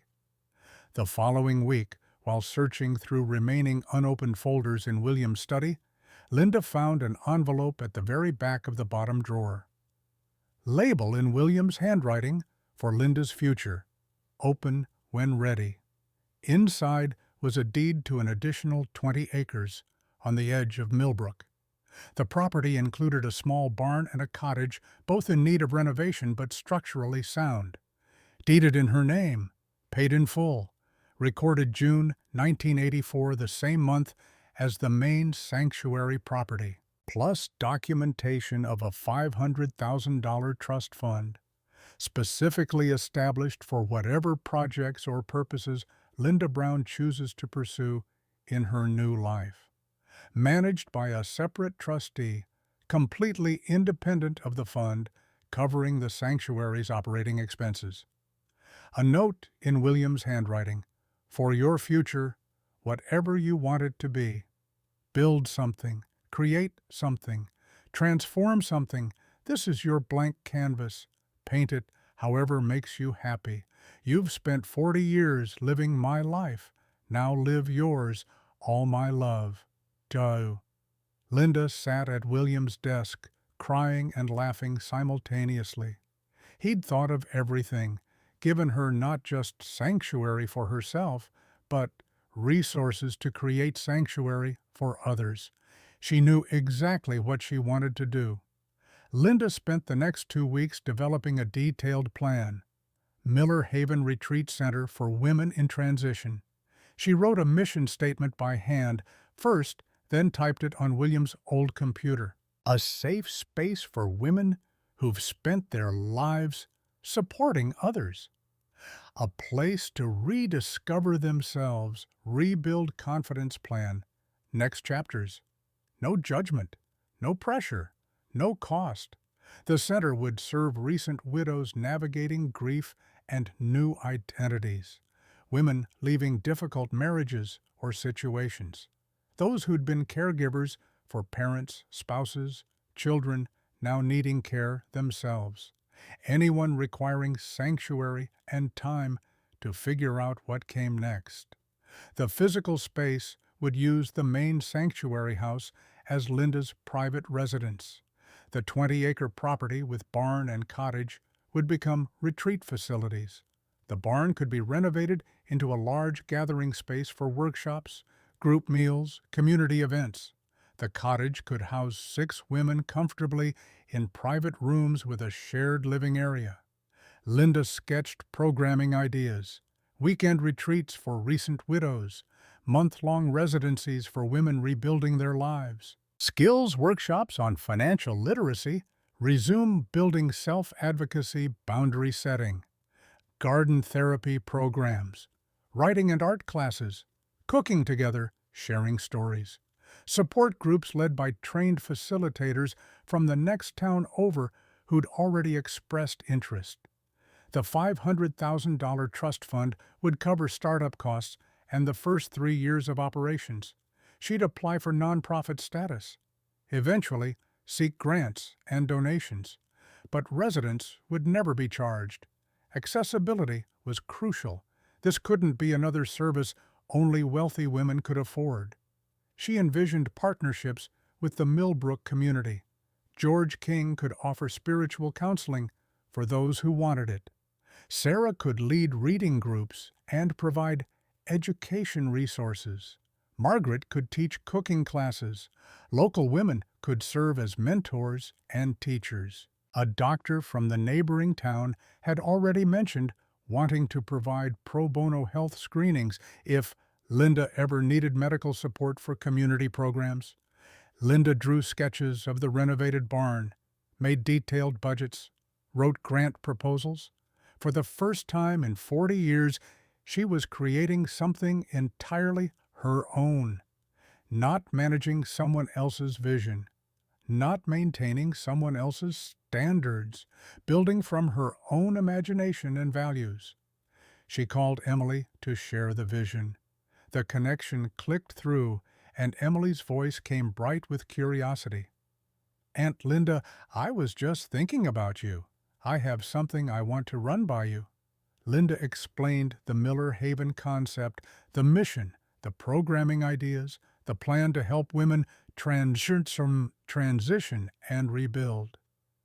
Emily was quiet for a moment, then her voice came back thick with emotion. "Aunt Linda, this is incredible. Can I help? I'm studying social work at UMass. This is exactly the kind of project I want to be part of. Mom thinks I'm wasting my education on a people degree. Says I should study business or law like Grandpa. But after seeing how you were treated, how you survived and transformed everything, I want to help other women do the same." Linda felt warmth spread through her chest. "I'd love your help, Emily. Could you intern here? Get college credit. You could come summers, maybe winter break. Help develop programs, work with residents. This could be your senior project." Emily's excitement was palpable through the phone. "I'll talk to my advisor tomorrow. Aunt Linda, this is perfect. Mom and I aren't speaking much anymore. My parents' divorce is getting ugly, and she's so consumed with fighting the trust restrictions and trying to access her inheritance, she barely notices I exist. I'm living with roommates now, working part-time, paying my own way. Having a project like this, being part of something meaningful, it would give me purpose. You're always welcome here, Emily. Not just for the work. This is your home too if you need it. Thank you, Aunt Linda." Emily's voice broke slightly. "Grandpa would be so proud of what you're doing. Would be proud that someone from our family is finally creating something worthwhile instead of just taking and consuming." Linda organized a town hall meeting at the library to present the Miller Haven plan to the Milbrook community. She arrived early, nervous but determined. The room filled quickly, maybe 60 people, nearly a quarter of Milbrook's population of 843. She presented her vision using hand-drawn sketches and typed mission statements, showed the renovated barn and cottage plans, explained the programming, who it would serve, how it would operate as a nonprofit.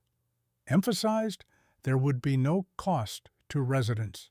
Described how it would benefit Milbrook through creating jobs, providing purpose, offering community service. George King stood first when Linda opened the floor for questions. "This is exactly what Milbrook needs, and honestly, what the whole region needs. Women here face the same isolation Linda faced. They lose husbands, children move away, they don't know what comes next. This could serve our own community while helping women from everywhere." Mrs. Patterson raised her hand. "My daughter-in-law could have used something like this when she was widowed at 45. She struggled alone for years before finding her footing. Miller Haven could change everything for women in that situation. I'd like to volunteer however I can help." Sarah spoke up. "The library could provide satellite resources. We could set up reading groups specifically for Miller Haven residents. Reading saved my life after my divorce. Could save others too." Margaret stood. "I'll teach cooking classes. Food is healing. Breaking bread together builds community stronger than anything else. I'd be honored to be part of this." Volunteer offers poured in. Local contractors offering discount labor for barn and cottage renovations. A therapist from the next town offering pro bono counseling sessions. A yoga instructor wanting to lead classes. An accountant willing to help with nonprofit paperwork. A retired teacher offering computer skills instruction. Teenagers volunteering to help with gardens and basic maintenance. Linda was overwhelmed with gratitude with the realization that the community had been waiting for something like this. They just needed someone brave enough to build it. 2 weeks later, the local newspaper ran a feature story, Historic Milbrook Property to Become Women's Sanctuary. The article mentioned Linda Brown, widow of prominent Boston attorney William Miller. Noted the property worth millions being dedicated to nonprofit purposes. Included a photograph of Linda standing in front of the stone house, looking confident and purposeful. The Boston Globe picked up the story, running it in their Sunday edition with expanded coverage. Attorney's widow turns inheritance into haven for women in need. The article reached Kenneth. He called Barbara and Timothy immediately, his voice sharp with panic over the conference call. "She's turning the property into a charity. If she establishes a nonprofit, the property becomes untouchable forever. We'll never be able to challenge or claim any portion. This has to be stopped now before the nonprofit approval goes through." Barbara's voice came cautious. "But she has those files. She threatened to release information about us." Kenneth dismissed this. "I think she was bluffing. 40 years of being a doormat, she won't suddenly become ruthless enough to actually destroy us. Father probably exaggerated what was in those files anyway." Timothy sounded worried. "What if she wasn't bluffing? My company can't afford scrutiny right now. The accounting issues are worse than Father knew." Kenneth pressed forward. "We need a different approach. We don't challenge the property ownership directly this time. We challenge her competence to make this decision. claims she's being unduly influenced by Milbrook residents who have financial interest in the charity she's proposing, argue she's not mentally capable of managing millions in assets. We're concerned family members protecting a vulnerable widow from exploitation. Barbara spoke slowly, understanding dawning. Elder abuse laws. Exactly. Kenneth's satisfaction came through clearly. We file a petition claiming she's incompetent, being manipulated, giving away assets she doesn't understand the value of. Request a court-appointed guardian to manage the property and her financial affairs. It's a conservatorship motion. Happens all the time with elderly people.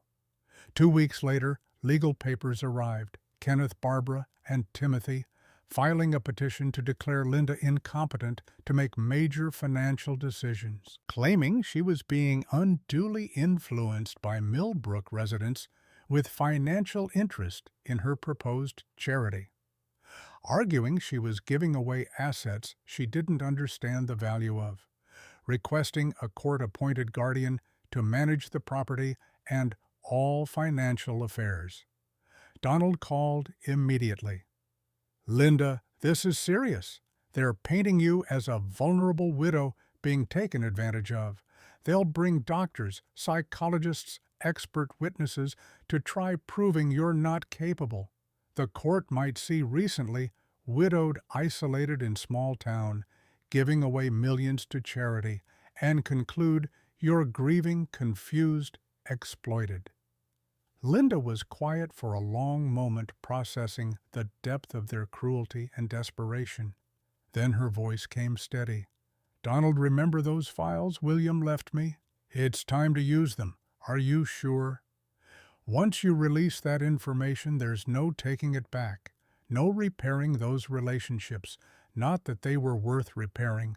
I'm certain they forced this. Now they'll live with the consequences. The county courthouse, 2 weeks later.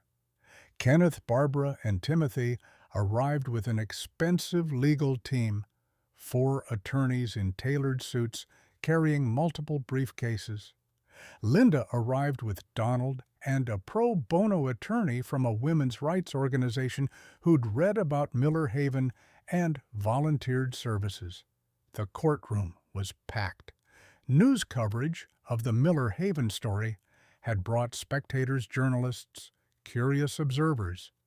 Kenneth testified first, dressed immaculately, playing the role of concerned stepson to perfection. Linda has always been easily influenced, naive about financial matters. My father handled all money decisions throughout their marriage. She never had to think about finances, never managed investments, never made significant decisions. Now she's suddenly making multi-million-dollar choices without proper guidance or understanding of consequences. Barbara took the stand next, dabbing her eyes with tissue that remained completely dry. We're so worried about her. She's isolated herself in this rural town, surrounded by people who have clear financial interest in this charity she's proposing. They're influencing her decisions, taking advantage of her grief and vulnerability. We just want to protect her, Timothy testified. Giving away property worth $6 million to a nonprofit shows fundamental lack of judgment. She could live comfortably the rest of her life with that money. Instead, she's giving it away to strangers. That's not rational thinking from someone her age who should be protecting her financial security. Their hired psychologist, Dr. Stevens, delivered expert witness testimony. Recent widow, age 68, living alone in isolated rural environment. This is a classic profile for vulnerability to undue influence. Major life transition combined with grief and isolation, all factors that compromise decision-making capacity. Sudden dramatic decisions like giving away millions suggest impaired judgment, requiring protective intervention. Then Linda took the stand. She wore a simple but elegant dress, hair neat, completely composed. She walked through 40 years of managing the Brookline household with calm precision. I managed an annual household budget of $250,000, organized regular events for 50 or more guests requiring complex logistics and vendor coordination, maintained a historic property requiring specialized knowledge about preservation requirements, appropriate contractors' seasonal maintenance schedules, coordinated multiple staff members and service providers, balanced demanding social obligations requiring diplomatic skill and careful planning. She detailed the Miller Haven plan with impressive thoroughness. I've consulted 3 attorneys specializing in nonprofit law, 2 accountants who reviewed detailed financial projections, 4 nonprofit specialists who advised on programming and best practices. I've secured initial funding through a trust my husband established specifically for projects I choose to pursue. I've developed a comprehensive 5-year business plan with realistic growth projections and sustainability models. I have established a board of directors with relevant professional experience. I've obtained preliminary approval from the state nonprofit office pending final documentation. She presented letters of support from Milbrook community members, from nonprofit experts, from women who would benefit from such resources. She showed detailed budgets, architectural plans for renovations, programming schedules, staffing models. Then she looked directly at the judge. "Your Honor, if I may address why my stepchildren are really here." Donald handed her the folder William had compiled. She opened it calmly.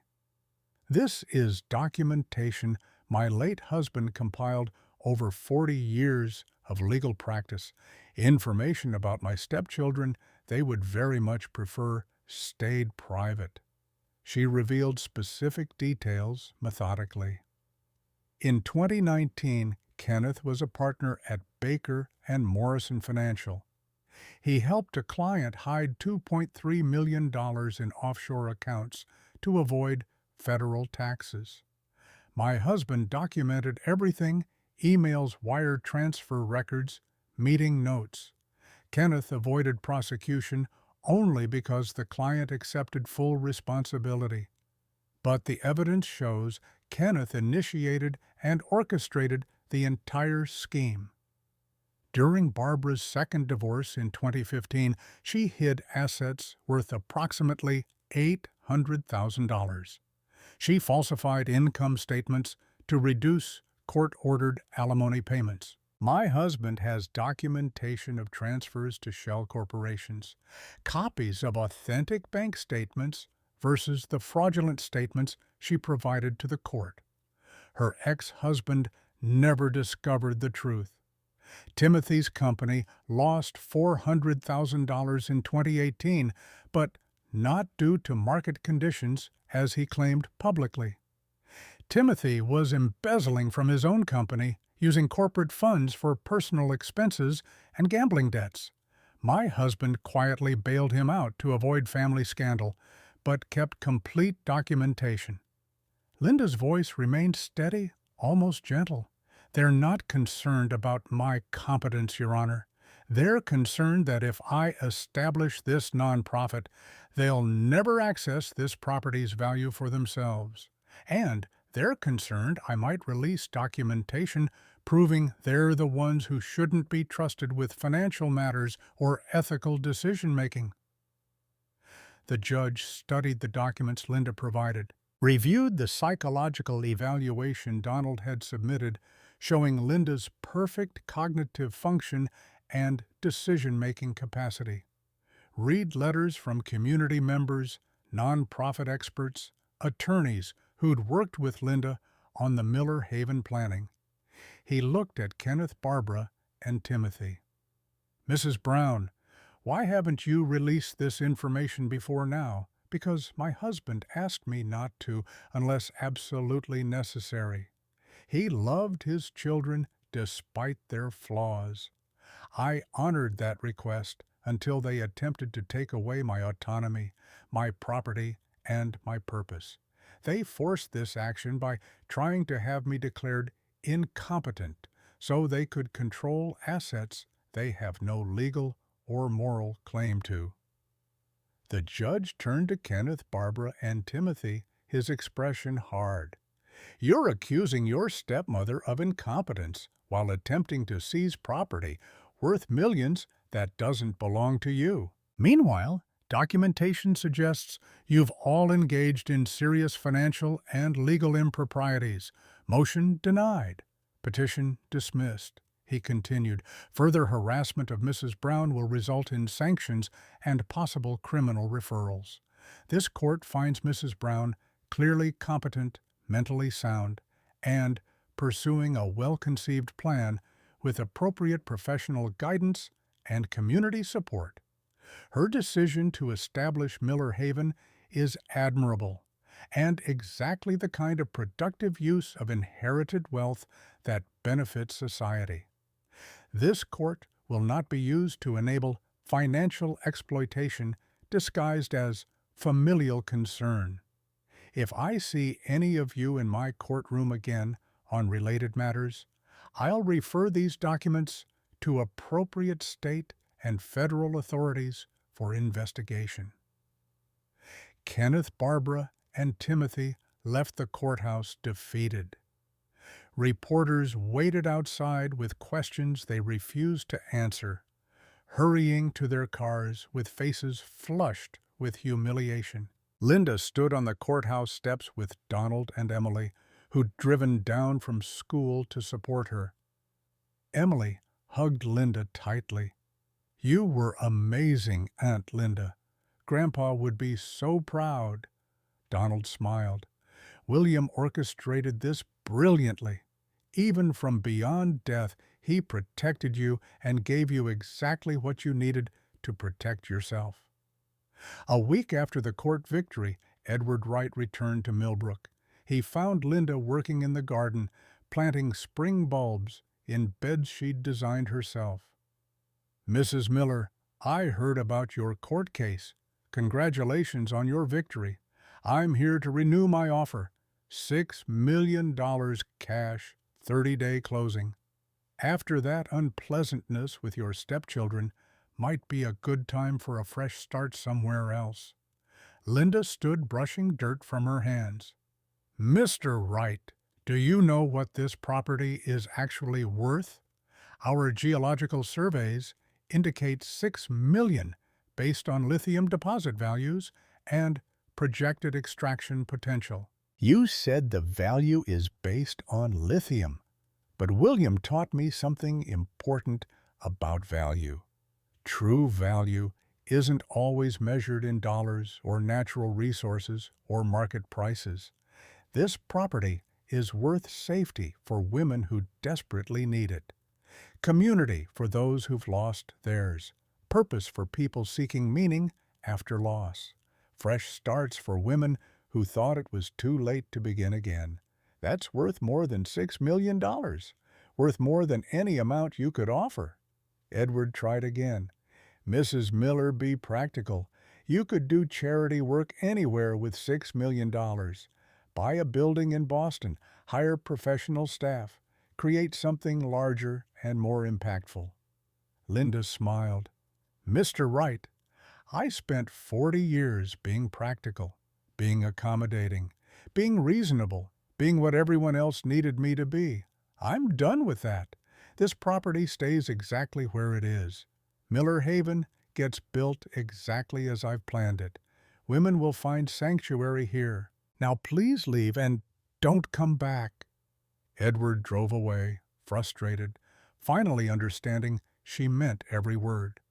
1 year after Linda arrived in Milbrook, Miller Haven held its official opening ceremony. A sunny May morning, 72 degrees light breeze, carrying the scent of blooming lilacs. The barn had been renovated into a beautiful gathering space with restored wood floors, vaulted ceiling, large windows. a commercial kitchen for cooking classes and shared meals, meeting rooms for workshops and counseling.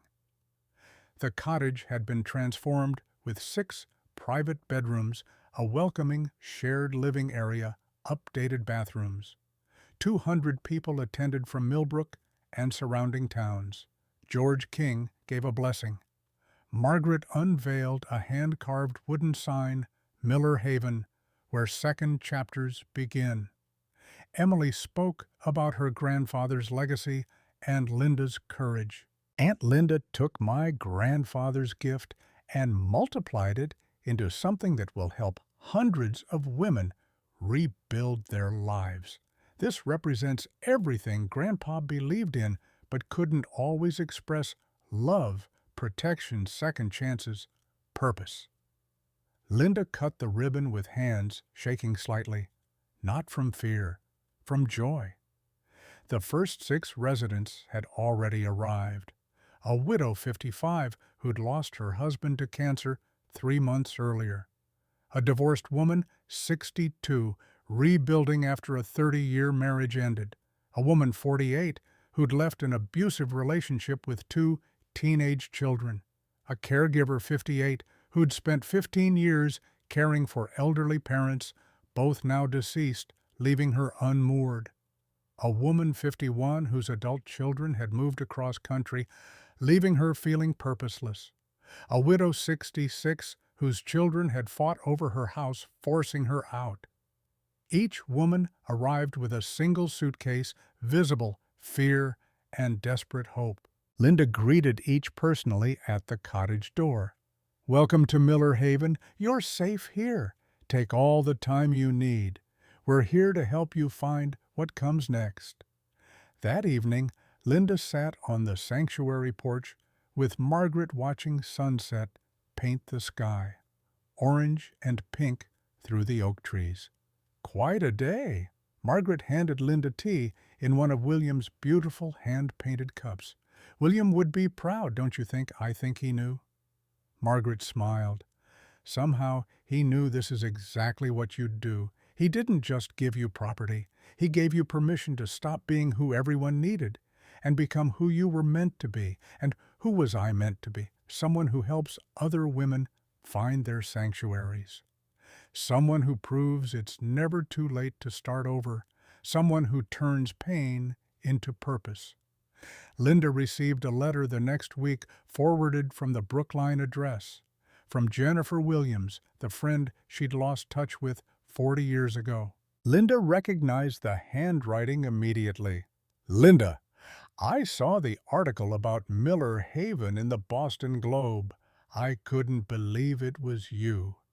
I've thought about you so many times over the years. I lost touch when you married William. Felt like you disappeared into that life. I called a few times early on, but you were always too busy. Eventually, I stopped trying. I'm recently widowed myself. Lost Tom 2 years ago to a stroke. Would love to reconnect if you're willing. Maybe even visit Miller Haven. I could use some sanctuary myself." Linda cried, reading the letter, then immediately wrote back, "Jennifer, yes, please come visit. We have 40 years to catch up on, and I have a sanctuary where we can both breathe. You're welcome to stay as long as you need. I've missed you more than I realized. Friendships lost could be found again. Circles could complete themselves." 3 weeks after Miller Haven opened, Barbara appeared alone at Linda's door. No Kenneth, no Timothy, no lawyers or legal threats, just Barbara, looking smaller and more uncertain than Linda had ever seen her. Linda invited her in. "Would you like tea?" They sat in the living room, surrounded by William's photographs. Barbara's eyes moved across the images, seeing for the first time the overwhelming evidence of her father's devotion to the woman she'd spent 40 years dismissing. I don't know why I came. Barbara's voice was quiet, stripped of its usual sharp confidence. "Yes, you do." Linda kept her own voice gentle. "I was terrible to you. For 40 years, I was terrible. You never did anything to deserve it except marry my father. I punished you for that every single day." Barbara continued, words coming faster now. "After the court hearing, after everything Emily told me about Mom, about Carol, about the cottage in Vermont that we pressured her to sell. I was 6 years old, and I'd already learned to be cruel, to take and never give back. Dad left you this place because he watched us destroy Mom's sanctuary. He protected yours because we destroyed hers." She was crying now, genuine tears. "I don't know how to be different. I'm 58 years old, and I don't know how to be a good person. My daughter won't speak to me. My marriages all failed because I can't think about anyone but myself. I'm alone, and I did it to myself." "Barbara, do you know what Miller Haven is?" Linda leaned forward slightly. Barbara shook her head.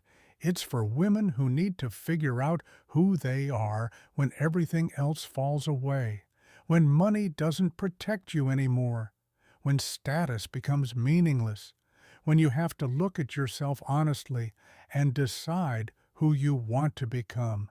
That includes you if you genuinely want it." Barbara looked shocked. "You'd let me stay here after everything I did to you?" "Miller Haven isn't about punishment or revenge. It's about second chances. If you actually want to change, not just perform change for some advantage, there's space for you. But you have to truly want to become a better person. Not because it might help with your trust fund restrictions, not because it might repair your reputation, because you genuinely want to be someone different than you've been." Barbara left without answering, but Linda saw her crying in her car before driving away. Maybe redemption was possible, even for Barbara. 6 months after the opening, 18 months total, since Linda arrived in Milbrook, she was 69 years old and weeks from turning 70. Miller Haven was thriving beyond expectations. 12 current residents, a wait list of 35 women, plans already underway to build a second cottage to expand capacity. Linda's daily routine had transformed completely from her Brookline existence. Morning coffee on the porch, watching Forrest wake up. Yoga with residents in the barn. Breakfast together, residents taking turns cooking. One-on-one conversations with women who needed someone to listen. Garden work as therapy for everyone. Afternoon workshops and classes. Evening community dinners at the long table in the barn, sharing stories. Laughter, sometimes tears, always acceptance. Emily had graduated early and now worked full-time as Miller Haven's program director, living in a small apartment above the barn. Jennifer visited monthly, their 40-year lost friendship restored and deepening with each visit. Barbara had joined the board of directors, trying to make amends through service, slowly rebuilding her relationship with Emily. William's photographs still covered the sanctuary walls. Not a shrine anymore, just beautiful memories of a complicated man who'd loved deeply but imperfectly. Linda stood in the garden she'd created from her own vision. Not William's photographed garden in Brookline, not someone else's design she maintained. Her garden, her choices, her labor producing beauty and food and healing space. At 68, she'd thought life was ending. At 69, she'd discovered it was just beginning. She received a letter from one of the first residents. The woman had arrived 6 months ago, shattered by grief and fear. Now she was thriving in a new job in a nearby town, living in her own apartment, planning a future she'd thought was impossible. Dear Linda, you gave me back myself. Miller Haven gave me space to remember I was strong enough to start over. Thank you for your sanctuary. You saved my life. Linda read the letter, sitting in William's chair by the window, tears of gratitude in her eyes. She thought about his final words in that 5-page letter. Paint it however makes you happy. She had. She'd painted her sanctuary in colors of hope, community purpose, and second chances. William's revenge against his children had been brilliant, but his real gift hadn't been revenge. It had been freedom, giving Linda resources and permission to become herself. And in becoming herself, she'd created something that helped countless other women discover their own strength. At 68, Linda Brown had been erased from her own life story. At 69, she wrote a new chapter 1 where she was finally undeniably the author. If Linda's story moved you, if you've ever felt invisible after years of service, if you're rebuilding at an age when people said it was too late, if you've discovered strength you didn't know you had, share one word in the comments describing the moment you realized you were stronger than anyone thought. Because Miller Haven isn't just Linda's sanctuary. It's proof that second chapters can be better than first chapters, that patience and planning defeat greed and cruelty, that love protects in ways we can't always see until exactly when we need it most. Share this story with someone who needs to hear it's never too late to start over, never too late to build the life you were always meant to have. Subscribe to Second Bloom Stories, where we prove that strength doesn't expire, purpose doesn't age, and sometimes the cruelest inheritances contain the greatest gifts.